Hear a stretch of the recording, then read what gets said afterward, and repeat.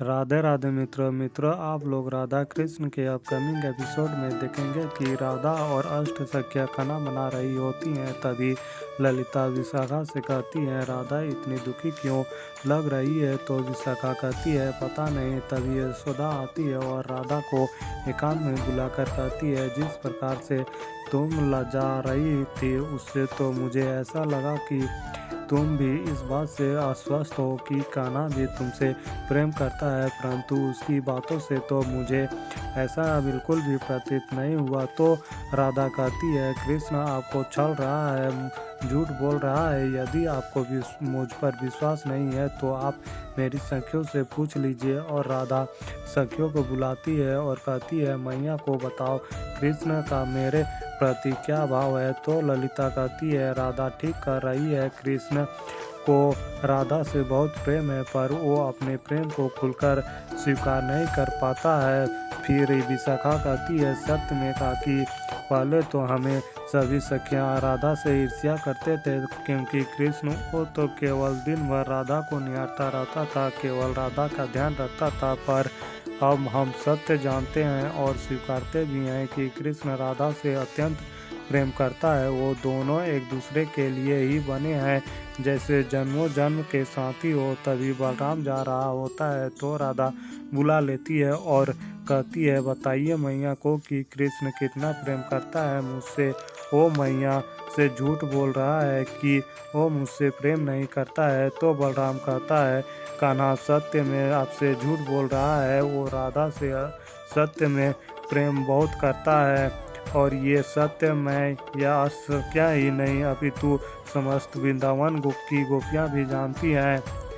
तो मैया कहती है, यदि ऐसी बात है तो हम सभी आज ही कृत्यदा से बात करते हैं। फिर राधा से कहती है कि अन्य सभी वृंदावन की गोपियों को एकत्रित करें, आज हम कृत्यदा के सामने घेर लेंगे। तो कान्हा को सबके समक्ष ये स्वीकार ही होगा कि वो राधा से प्रेम करता है। फिर राधा और सभी सखियाँ सारे गोपियों को बुलाने जाते हैं। तो ललिता कहती है, मुझे तो उस क्षण की प्रतीक्षा ही नहीं हो रही है कि जब हम सब गोपियाँ के साथ मिलकर कृष्ण को उसी के बनाए जाल में उसी के में फंसा देंगे। तब तो उसे स्वीकारना ही होगा कि वो तुमसे प्रेम करता है। फिर बारी बारी से सभी गोपियों के पास जाते हैं तो कोई भी गोपी घर में नहीं मिलती है। तो राधा कहती है, आश्चर्य की बात है कि सभी गोपियाँ नहीं कहाँ। फिर आप लोग आगे देखेंगे कि ब्रह्मदेव सारी गोपियों को एक एकांत जगह में ले जाते हैं और कहते हैं, आप सब मेरे एक निवेदन पर यहाँ चले आए हैं, उसके लिए मैं आप सभी का आभारी हूँ। मैं जानता हूँ आप सब मुझसे रुष्ट हैं, क्योंकि मैंने राधा और कृष्ण के विषय में भला बुरा कहा, किंतु आप सब जब मेरे साथ कृष्ण से मिलेंगे तो सारी सच आपके समक्ष सिद्ध हो जाएगा। कि तो गोपियाँ कहती हैं, किंतु कृष्ण तो यहाँ है ही नहीं, वो कहाँ है? तो ब्रह्मदेव कहते हैं, कृष्ण यहीं कहीं होगा, कदाचित वो आपसे ठिठोली कर रहा हो, पुकारिए उसको। आप सब वे पुकार सुनकर अवश्य आ जाएगा। फिर सभी गोपियाँ कृष्ण को पुकारने लगती हैं, फिर भी कृष्ण की कोई आवाज़ नहीं आती है। तभी ब्रह्मदेव मन में सोचता है कि तुमको बड़ा मान है वृंदावन पर, उन्हें लगता है कि उनके प्रेम और इन गोपियों के कारण ही वृंदावन महान है। परंतु यदि वृंदावन से सारी गोपियाँ ही लुप्त हो जाएं तो फिर ब्रह्मदेव सारी गोपियों को लुप्त कर देते हैं और कहते हैं, अब वृंदावन में एक भी गोपियाँ शेष नहीं रहेगी। और अब देखते हैं कि कृष्ण क्या करते हैं। फिर आप लोग आगे देखेंगे कि अष्ट सखियाँ और राधा पूरे वृंदावन में गोपियों को ढूंढ लेती हैं, परंतु गोपियाँ कहीं नहीं मिलती हैं। तो राधा अष्ट सखियों से कहती है, हो ना हो ये सब कृष्ण का ही किया धरा है। तो ललिता कहती है, किंतु ऐसा कैसे बिना किसी कारण के कृष्ण ने सारी गोपियों को गायब क्यों किया है? तो राधा कहती है, इसलिए कि वो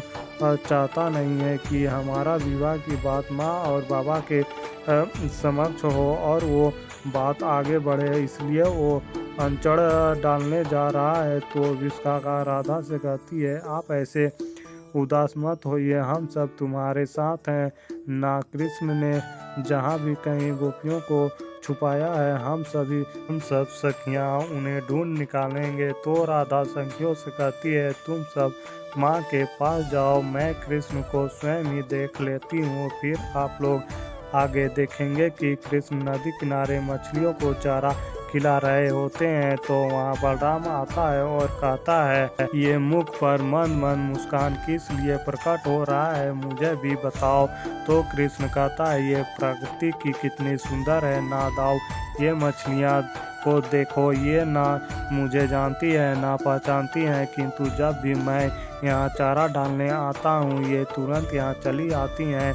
कभी कभी इस सृष्टि के निर्माता को देखकर हर्ष की अनुभूति होती है, तो कभी हंसी आती है। तो राम कहता है, ऐसी हंसी क्यों आती है? तो कृष्ण कहता है, ये सोचकर कि जिसने इस सृष्टि का निर्माण किया है उसे स्वयं ज्ञात नहीं है कि उसने क्या रचना किया और क्यों रचना की है। फिर आप लोग आगे देखेंगे कि ब्रह्मदेव सभी देवताओं से कहते हैं कि कृष्ण का कहने का तात्पर्य यह है कि मैंने जो निर्माण किया है उसके विषय में मुझे ज्ञात ही नहीं, पर मुझ पर व्यंग करने वाले कृष्ण को ये ज्ञात नहीं है कि उसके साथ क्या हो रहा है और कौन कर रहा है।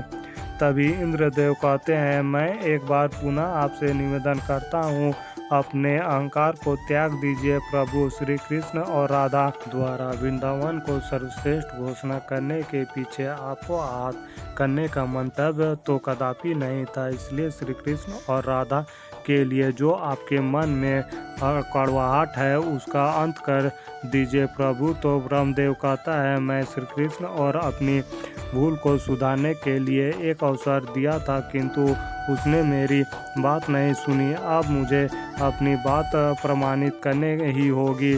वृंदावन संसार का सबसे सर्वश्रेष्ठ स्थान नहीं है और राधा जब तक अपनी घोषणा वापस नहीं ले लेती है वो अपनी विवाह के लिए तड़पते रहेगी, क्योंकि मैं उनका विवाह होने नहीं दूंगा।